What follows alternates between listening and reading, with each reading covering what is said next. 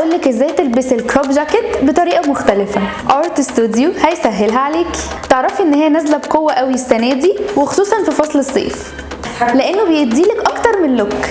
يعني في الكاجوال بيكون ليه انواع زي اليوتيليتي جاكيت والدينم والليزر، ممكن تلبسيه مع اي قطعه تانية ويمشي كاجوال، زي البيزك تي شيرت والسويت شيرت والفساتين اللي فيها نقشات صغيره.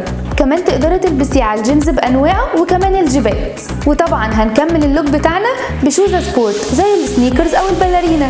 انما بقى لو عايزه اللوك بقى فورمال، او لو عندك ميتنج مهم، ده بيكون على شكل بليزر قصته قصيره، ويفضل يكون بالوان محايده زي الاسود والبيج والبني، وتحته نقدر نلبس بلوزه او شميز، ومعاه طبعا بنطلون كلاسيك قماش او قصته ستريت. وكمان تقدري تكملي اللوك بشوز كلاسيك كعب، وممكن تلبسيه لو كان عندك مناسبه او فرح، وممكن يكون مطرز او فرو او قطيفه. كمان تقدري تلبسي معاه بلوزه ستان او فستان قصير فوق الركبه.